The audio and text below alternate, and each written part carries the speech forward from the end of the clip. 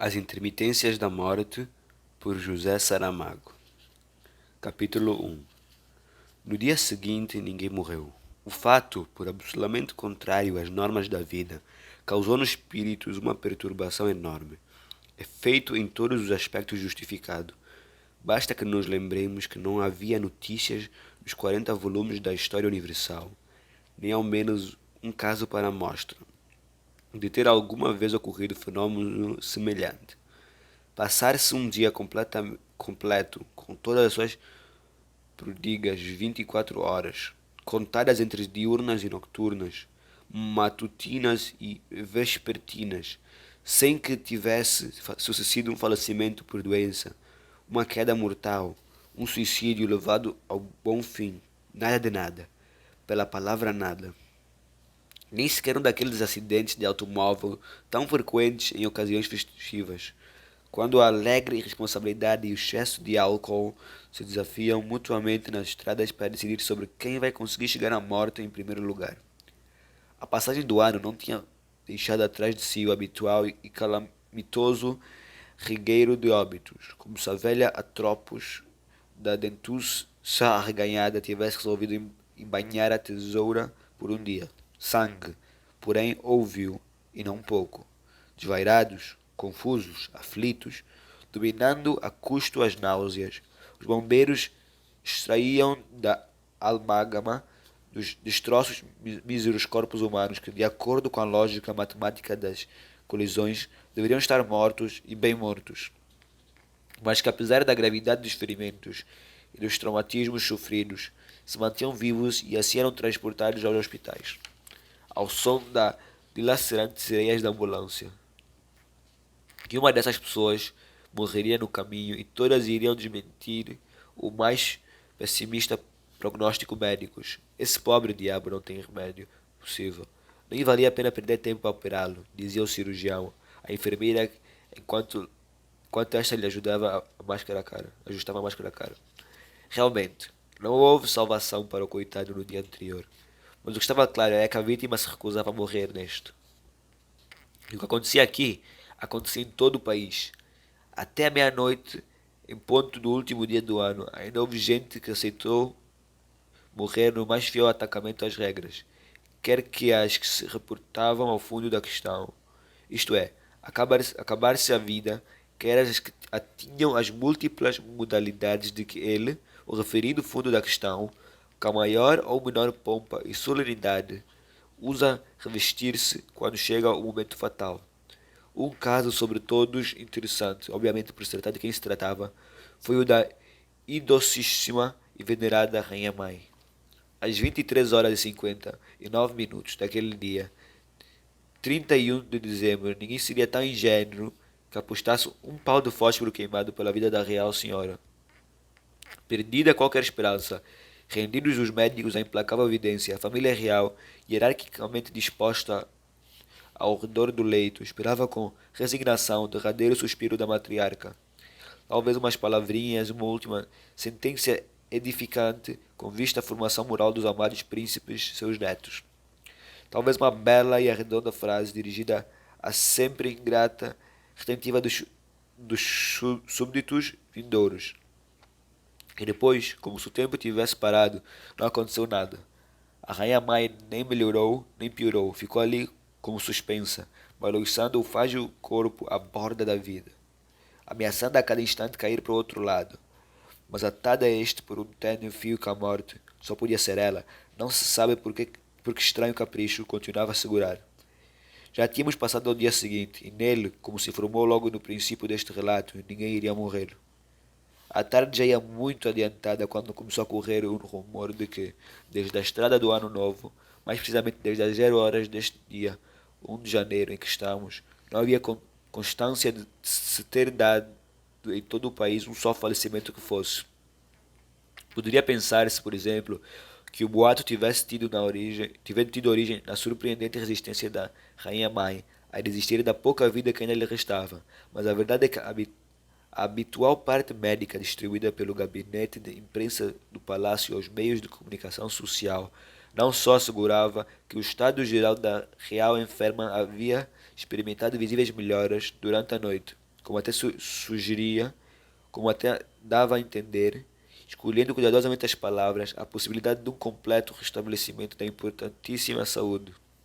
Na sua primeira manifestação, o rumor também poderia ter sido com toda a naturalidade de uma agência de enterros e transladações. Pelos vistos, ninguém parece estar disposto a morrer no primeiro dia do ano, ou de um hospital. Aquele tipo de cama 27 não ata nem desata, ou do porta-voz da política de trânsito. É um autêntico mistério que, tendo havido tantos acidentes na estrada, não haja ao menos um morto, para exemplo. O boato, cuja fonte primigênia nunca foi descoberta, sem que, por outro lado, à luz do que viria a suceder depois, isso importasse muito, não tardou a chegar aos jornalistas, à rádio e à televisão, e fez espivitar imediatamente as orelhas a diretores, adjuntos e chefes de redação, pessoas não só preparadas para farejar à distância os grandes acontecimentos da história do mundo, como treinadas no sentido de os tornar ainda maiores sempre que tal convenha. Em poucos minutos, já estavam na rua dezenas de repórteres de investigação fazendo perguntas a todo bicho careta que lhe aparecesse pela frente, ao mesmo tempo que nas fervilhantes redações as baterias de telefones se agitavam e vibravam em idênticos frenesis indagadores. Fizeram-se chamadas para os hospitais, para a Cruz Vermelha, para o morgue, para as agências funerárias, para as polícias, para todas elas, com compreensível exclusão da secreta, mas as respostas iam dar a mesma lacônicas palavras. Não há mortos. Mais sorte teria aquela jovem repórter da televisão, a quem um transeúte, olhando alternadamente para ela e para a câmara, contou um caso vivido em pessoa e que já era a exata cópia do já citado episódio da Rainha-Mãe. Estava justamente a dar meia-noite, disse ele, quando o meu avô, que parecia mesmo a ponto de finar-se, abriu de repente os olhos antes que soasse a última badalada no relógio da torre, como se tivesse arrependido do passo que ia dar, e não morreu. A repórter ficou a tal ponto excitada com o que tinha acabado de ouvir que, sem atender a protestos nem súplicas, "Oh, minha senhora, por favor, não posso, tenho de ir à farmácia. O avô está lá à espera do remédio." Empurrou o homem para dentro do carro da reportagem. Venha comigo, seu avô já não precisa de remédios, gritou. E logo mandou arrancar para o estúdio de televisão, onde nesse preciso momento tudo estava a preparar-se para um debate entre três especialistas em fenômenos paranormais. A saber, dois bruxos conceituados e uma famosa vidente, convocados a toda a pressa para analisarem e darem a sua opinião sobre o que já começava a ser chamado por alguns graciosos, nesses que nada respeitavam a greve da morte. A confiada repórter laborava no mais grave dos enganos, porquanto havia interpretado as palavras da sua fonte informativa como significado que o moribundo, em sentido literal, se tinha arrependido do passo que estava prestes a dar, isto é, morrer, defuntar, esticar o pernil, e portanto resolvera fazer marcha atrás. Ora, as palavras que o feliz neto havia efetivamente pronunciado, como se tivesse arrependido, eram radicalmente diferentes peremptório, de um peremptório arrependeu-se. Umas quantas luzes de sintaxe elementar e uma maior familiaridade com as elásticas sutilezas dos tempos verbais teriam evitado o quiproquo e a consequente descompuntura que a pobre moça rubra, de vergonha e humilhação, teve de suportar do seu chefe direto. Mal podiam imaginar, porém, ele e ela, que a tal frase repetida em direto pelo entrevistado e novamente escutada em gravação no telejornal da noite iria ser compreendida da mesma equivocada maneira por milhões de pessoas, o que virá a ter como desconcertante consequência, no futuro muito próximo, a criação de um movimento de cidadãos firmemente convencidos de que pela simples ação da vontade será possível vencer a morte e que, por conseguinte, o imerecido desaparecimento de tanta gente no passado só se tinha devido a uma censurável debilidade da volição das gerações anteriores. Mas as coisas não ficaram por aqui. Uma vez que as pessoas sem que para tal tenham de cometer qualquer esforço perceptível, irão continuar a não morrer, um outro movimento popular de massas, dotado de uma visão perspectiva mais ambiciosa, proclamará que o maior sonho da humanidade desde o princípio dos tempos, isto é, o gozo feliz de uma vida eterna, cá na Terra, se havia tornado em um bem para todos, como o sol que nasce todos os dias e o ar que respiramos. Apesar de disputarem, por assim dizer, o mesmo eleitorado, houve um ponto em que os dois movimentos souberam pôr-se de acordo, e foi terem nomeado para a presidência honorária, dada a sua eminente qualidade de precursor, o corajoso veterano, que no instante supremo havia desafiado e derrotado a morte. Tanto quanto se sabe, não virá a ser atribuída particularmente importância ao fato de o avôzinho se encontrar em estado de coma profundo, e segundo todos os indícios, irreversível. Embora a palavra crise não seja certamente a mais apropriada para caracterizar os singularíssimos sucessos que temos vindo a narrar, porquanto seria absurdo, incongruente e atentatório da lógica mais ordinária falar-se de uma crise, de uma situação existencial, justamente privilegiada pela ausência da morte. Compreende-se que alguns cidadãos, zelosos do seu direito a uma informação veraz, andem a perguntar-se a si mesmos e uns aos outros que diabo se passa com o governo, que até agora não deu o menor sinal de vida. É certo que o ministro da Saúde, interpelado à passagem no breve intervalo entre duas reuniões, havia explicado aos jornalistas, que, tendo em consideração a falta de elementos suficientes de juízo, qualquer declaração oficial seria forçosamente prematura. Estamos a coligir as informações que nos chegam de todo o país, acrescentou, e realmente em nenhuma delas há menções de falecimentos. Mas é fácil imaginar que, colhidos de surpresa como toda a gente, ainda não estejamos preparados para enunciar uma primeira ideia sobre as origens dos fenômenos e sobre as suas implicações, tanto as imediatas como as futuras. Poderia ter se deixado ficar por aqui, o que, levando em conta as dificuldades da situação, já seria motivo para agradecer. Mas o conhecido impulso de recomendar tranquilidade às pessoas, a propósito de tudo e de nada, de as manter sossegadas no rédeo, seja como for. Esse tropismo que nos políticos, em particular se são governo, se tornou numa segunda natureza, para não dizer automatismo, movimento mecânico, levou-o a rematar a conversa da pior maneira. Como responsável pela pasta da saúde, asseguro a todos quantos me escutam que não existe qualquer motivo para alarme. Se bem entendi o que acabo de escutar, observou o jornalista em tom que não queria parecer demasiado irônico. Na opinião do senhor ministro, não é alarmante o fato de ninguém estar a morrer. Exato. Embora por outras palavras, foi isso mesmo que eu disse. Senhor ministro, permita-me que lhe recorde que ainda ontem havia pessoas que morriam e ninguém lhe passaria pela cabeça que isso fosse alarmante. É natural. Costuma morrer. E morrer só se torna alarmante quando as mortes se multiplicam. Uma guerra, uma epidemia, por exemplo. Isto é, quando saem da rotina, poder-se-á dizer assim, mas agora não se encontra quem esteja disposto a morrer. É quando o senhor ministro que nos vem pedir que não nos alarmemos, convirá comigo, que pelo menos é bastante paradoxal. Foi a força do hábito. Reconheço que o termo alarme não deveria ter sido chamado neste caso. Que outra palavra usaria então, senhor ministro? Faço a pergunta porque, como jornalista consciente das minhas obrigações que me prezo de ser, me preocupa empregar o termo exato sempre que possível. Ligeiramente enfadado com a insistência, o ministro respondeu secamente. Não, Não, mas quatro... Quais? Quais, senhor ministro? Não alimentemos falsas esperanças. Teria sido sem dúvida uma boa e honesta manchete para o jornal do dia seguinte, mas o diretor, após consultar com seu redator-chefe, considerou desaconselhável, também do ponto de vista empresarial, lançar esse balde de água gelada sobre o entusiasmo popular. Ponha-lhe o mesmo de sempre. Ano novo, vida nova, disse. No comunicado oficial, finalmente difundido já à noite e adiantada, o chefe do governo ratificava que não se haviam registrado quaisquer defunções em todo o país desde o início do novo ano. Pedia comedimento e sentido de responsabilidade nas avaliações e interpretações que, do estranho fato, viessem a ser elaboradas.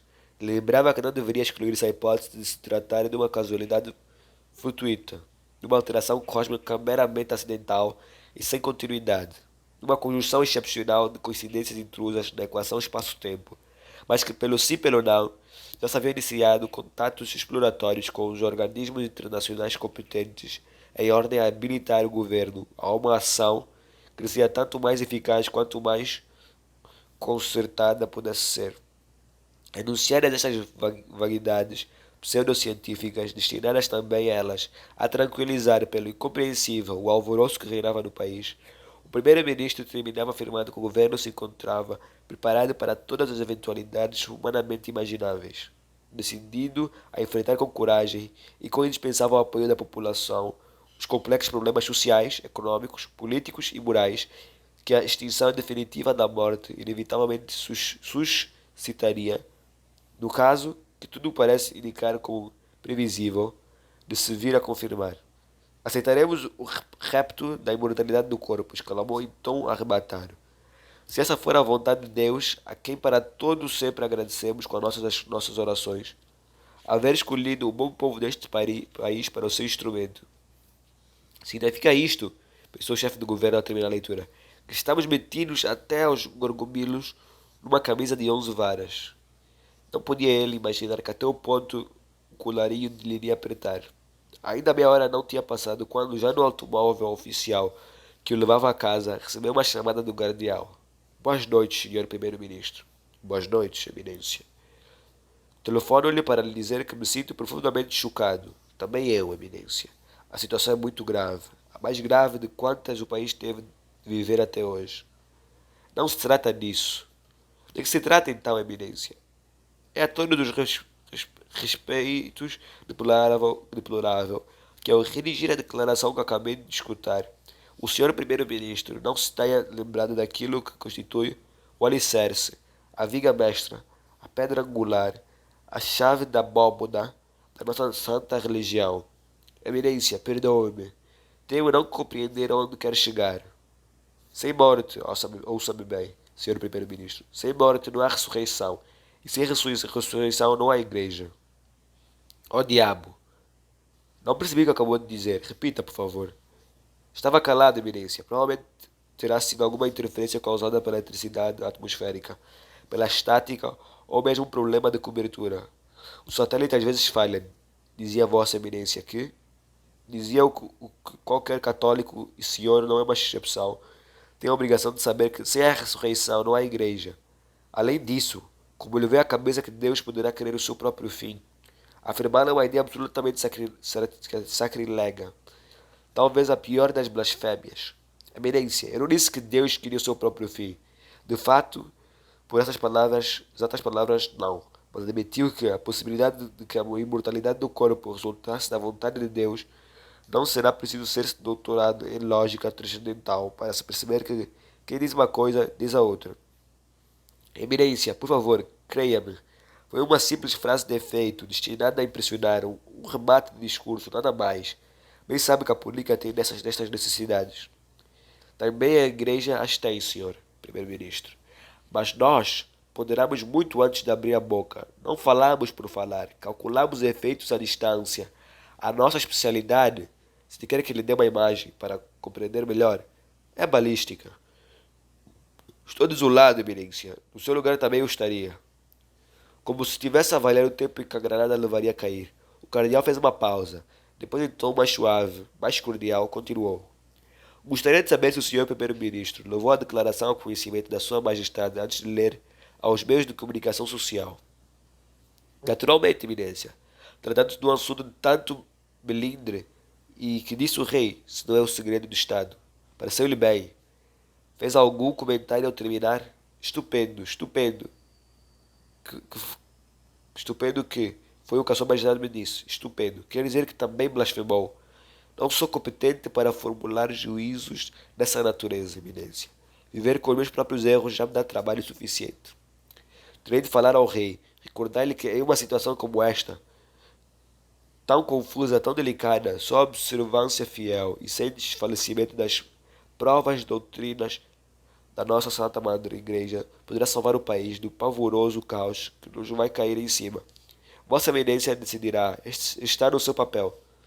Perguntarei a Sua Majestade o que prefere. Se ver a Rainha Mãe para sempre agonizante, prostratada num leito de que não voltará a levantar-se, com o imundo corpo a reter-lhe indignadamente a alma, ou vê-la por morrer, triunfadora da morte, na glória eterna e resplandecedora dos céus. Ninguém hesitará na resposta. Sim, mas ao contrário do que se julga, não são tantas as respostas que me importam, senhor primeiro-ministro, mas as perguntas obviamente se refiram às nossas. Observe como elas costumam ter, ao mesmo tempo, um objetivo à vista e uma intenção que vai escondida atrás. Se as fazemos, não é apenas para que nos respondam o que nesse momento necessitamos que o interpelados escutem da sua própria boca. É também para que se vá preparando o caminho às futuras respostas. Mais ou menos como na política, eminência. Assim é. Mas a vantagem da igreja é que, embora às vezes o não pareça, ao gerir o que está no alto, o governo que está embaixo, houve uma nova pausa, que o primeiro-ministro interrompeu. Estou quase a chegar a casa, eminência, mas se me dá licença, ainda gostaria de lhe pôr uma breve questão. Diga, o que irá fazer a igreja se nunca mais ninguém morrer? Nunca mais é demasiado tempo. Mesmo tratando-se da morte, senhor primeiro-ministro. Creio que não me respondeu, eminência. Devolvo-lhe a pergunta. O que vai fazer o Estado se nunca mais ninguém vai morrer? O Estado tentará sobreviver, ainda que eu muito duvido que o venha a conseguir. Mas a igreja, senhor primeiro-ministro, habituou-se de tal maneira às respostas eternas que não posso imaginá-la a dar outras, ainda que a realidade as contradiga. Desde o princípio que nós não temos feito outra coisa que contradizer a realidade. E aqui estamos. Que irá dizer o Papa? Se eu fosse, perdoa-me Deus, a estulta vaidade de pensar-me tal, mandaria pôr imediatamente em circulação uma nova tese, a da morte adiada, sem mais explicações. A igreja nunca se lhe pediu que explicasse o que fosse. A nossa outra especialidade além da balística tem sido neutralizar pela fé o espírito curioso. Boas noites, eminência. Até amanhã. Se Deus quiser, senhor primeiro-ministro. Sempre se Deus quiser. Tal como estão as coisas neste momento, não parece que ele o possa evitar. Não se esqueça, senhor primeiro-ministro, de que fora das fronteiras do nosso país continua a morrer com toda a normalidade. Isso é um bom sinal. Questão do ponto de vista, eminência. Talvez lá de fora nos estejam a olhar como um oásis, um jardim, um novo paraíso ou um inferno. Se forem inteligentes, boas noites, eminência. Desejo-lhe um sono tranquilo e reparador. Boas noites, senhor primeiro-ministro. Se a morte resolver regressar esta noite, espero que não se lembre de o escolher assim. Se a justiça neste mundo não é uma palavra vã, a rainha mãe deverá ir primeiro que eu. Prometo que não denunciarei amanhã ao rei. Quanto lhe agradeço, eminência. Boas noites, boas noites. Em 3 horas da madrugada, quando o cardeal teve de ser levado a correr ao hospital com ataque da apendicite aguda, que obrigou a uma imediata intervenção cirúrgica, antes de ser sugado pelo túnel da anestesia, naquele instante veloz, que cede à perda total da consciência. Pensou o que tantos outros têm pensado, que poderia vir a morrer durante a operação. Depois lembrou-se de que tal já não era possível. E finalmente, no último lampejo de lucidez, ainda lhe passou pela mente a ideia de que se, apesar de tudo, morresse mesmo, isso significaria que teria paradoxalmente vencido a morte. Arrebatado por uma irresistível ânsia sacrificial e a implorar a deuses que o matasse, mas já não foi a tempo de pôr as palavras na sua ordem. A anestesia poupou ao supremo sacrilégio de querer transferir os poderes da morte para um Deus mais geralmente conhecido como dador da vida.